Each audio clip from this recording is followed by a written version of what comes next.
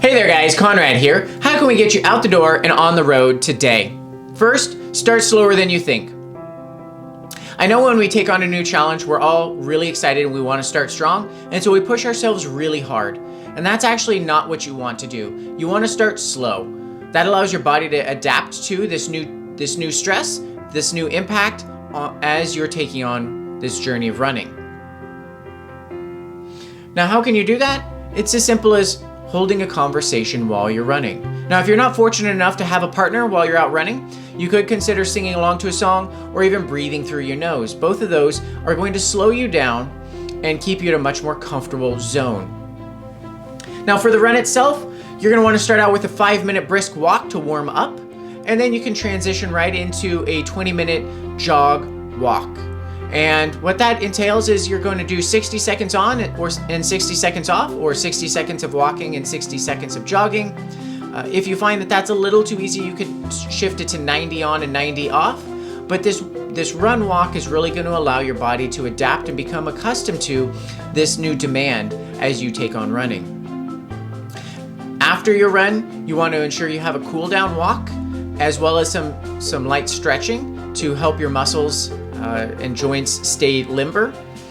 And then you want to ensure that you're not going to run more than 3 days per week initially. And that's important because those recovery days, those recovery times are when your body can heal. It's when your body can really make that progress. So that becomes important.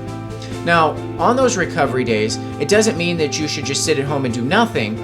Take a more active role in your recovery. And by that I mean you could do yoga, you could do some stretching. If you happen to have foam rollers, those are a great option on rolling out your stiff areas.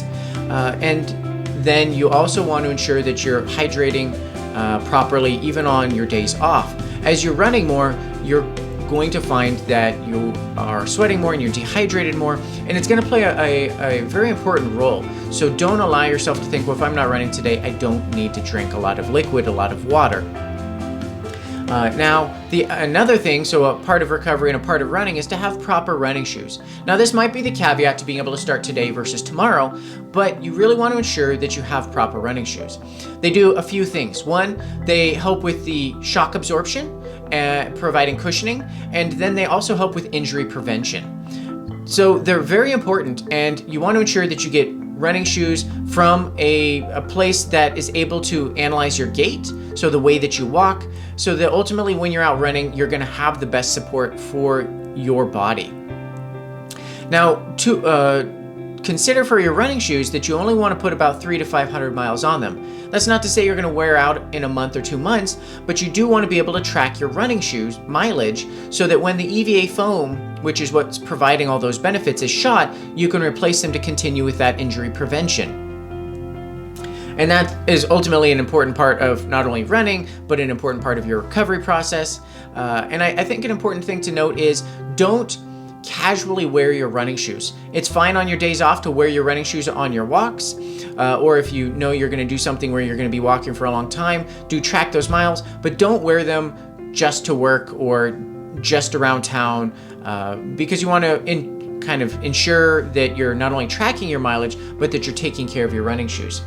Next is going to be to set goals. So setting goals are important everywhere. I'm sure we've all heard about it, but with running it's important because it allows us to not only work towards something, but we get those small wins where we can be very excited. So you want to set small goals initially.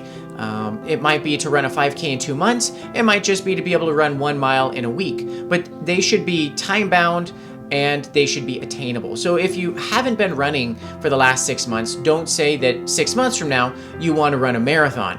Make sure that it's something more achievable, and especially early on, set very small goals, that you get those small wins and that you're motivated to keep running and you're excited. Now with goals, you also want to verbalize them. Share them with other people. Share them with your friends, share them with your family, because that's going to hold you a little bit more accountable. They're not only going to help give you some of that motivation, but they're going to ask you, hopefully, how your running is going, what your run is for that day, and that's really going to keep you motivated and going.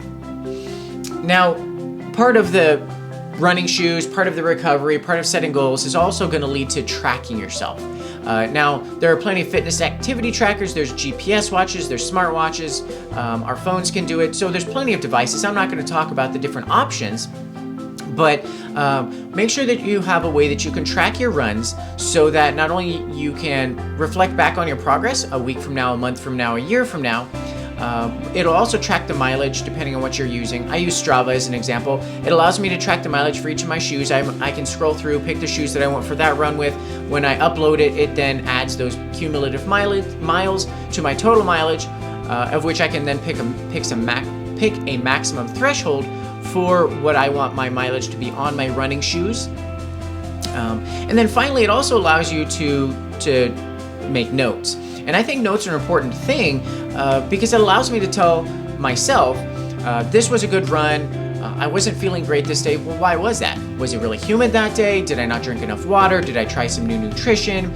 Did I chafe because I tried some new clothing? So this allows you again to tailor your running needs as you're progressing and look back and see what worked in the past and what didn't. And then I would say the most important thing of all this is don't compare yourself to others. We're all at different parts or along different paths in our journey. And if you compare yourself to other people, it's easy to get discouraged. So remind yourself why you're out there running and ultimately just have fun. Everybody's at different places. We're all at different stages. We might be on a long run where they're on a on a sprinting day. So you don't know where they are. They don't know where you are. And it's really not about comparing ourselves. Find out what your why is. Why are you out there running? And then remind yourself of that every time you find yourself comparing to others. It is easy to fall in that trap. I know I see that in myself occasionally where I'm looking on Instagram or Strava and I see other people that are running further or faster than me.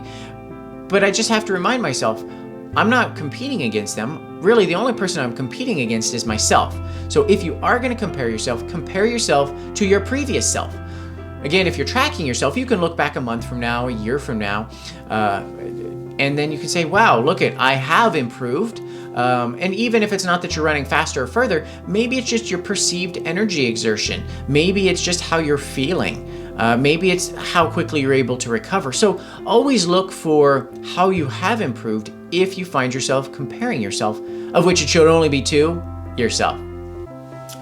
So I do hope that these tips helped get you out the door today. If you have any questions or comments, feel free to leave them below. Enjoy your run, and until the next video, bye for now.